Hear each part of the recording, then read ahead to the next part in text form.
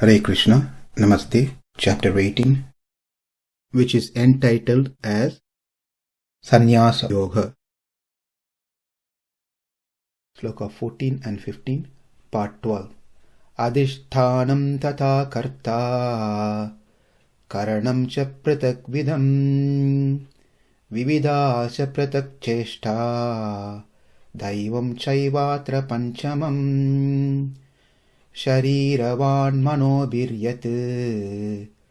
karma prārabhate naraḥ nyāyyaṁ viparītaṁ pañcaite tasya hetavaḥ.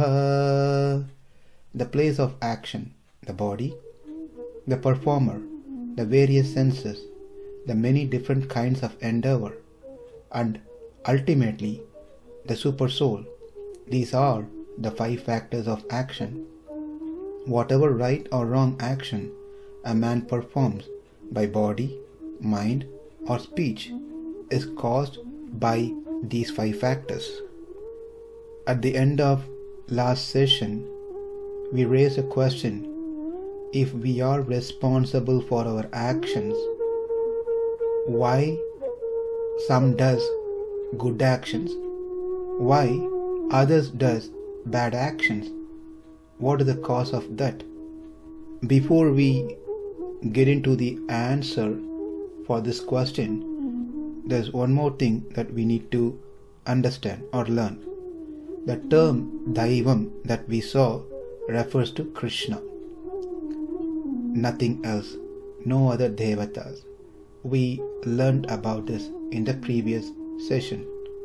But there is also another meaning for daivaṁ, which is adhiṣṭhānaṁ. Adhiṣṭhānaṁ means fortune or luck.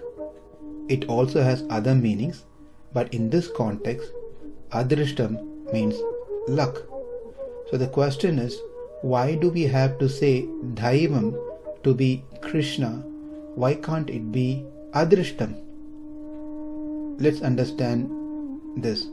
When a person performs a yajna, an action, it produces some luck, which is called adhiṣṭhānaṁ. Likewise, when multiple actions done during that event or multiple events combined together produces something called adhiṣṭhānaṁ. And that school of thought says that is what gives one result. Therefore, there is no question of God in the picture. This is not a valid understanding. Let's see why. When we work for a company, when we do a good job, we get appreciation, we get bonus, hike in the salary, maybe promotion too. So the action that we perform certainly generates some luck, adhiṣṭhānaṁ, but that luck itself cannot give me bonus, promotion, hike in salary, etc. Because adhiṣṭhānaṁ is achit, non-sentient. It has no clue what to give, how to give, and whom to give. Therefore, the supervisor, the manager, who is sentient, chit, who sees my performance in my job, the outcome of my work, who is pleased, decides to give promotion, bonus, salary hike, etc. Likewise, when we do any karmas, action, activity as prescribed in the scripture, the adhiṣṭhānaṁ is generated, but it is the Lord who pleased will give the benefit of that adhiṣṭhānaṁ which was generated. So daivaṁ here does not refer to adhiṣṭhānaṁ, it only refers to the Supreme Lord, Sri Krishna. Let's go back to our old example of the industry, the mill. The owner of the mill who sees the work of the employee being pleased gives a salary. It is not the grinded grains in the mill which gives the salary to the employee. Therefore, saying that daivaṁ actually refers to adhiṣṭhānaṁ, and adhiṣṭhānaṁ is what the fifth main cause cannot be accepted. Now let's go back to our initial question. I am responsible for my action. What defines me to do good action and bad action? We see people of different types who does different types of actions, kinds of action. What is that which pushes one to do only good action, only bad action, or combination of good and bad actions? The answer is, it is our previous karma vasana. Now let's try to understand this.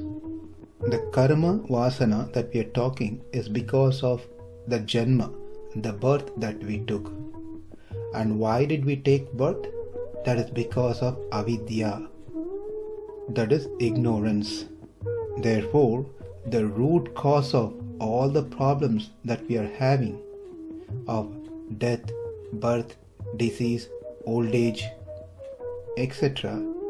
is avidya, lack of knowledge. In other words, being in ignorance. There are two things which adds up to this avidya. Number one, considering oneself to be the body, not as Atma. That Atma is different from the body. This leads one to do wrong things. Number two, not realizing that there is someone above me, that is the Supreme Lord, and I am His subservient. Rather thinks He is independent and He is an Ishvara by Himself. No one to question Him, and no one that I need to listen to, no one that I need to serve. So these are the two things of avidya that comes along. One, to consider oneself to be the body, not Atma, or Atma and body to be one and the same. Number two, thinking oneself to be completely independent, the topic that we extensively discussed earlier. These two things are called avidya, which has been there with us for time immemorial. Now let's understand these two causes of avidya one by one. First one, considering oneself to be the body. We say statements like this: I have pain in my body, I have pain in my stomach, I have pain in my ears, legs, hands, eyes, chest. All these parts are put together as body. I identify myself with this body.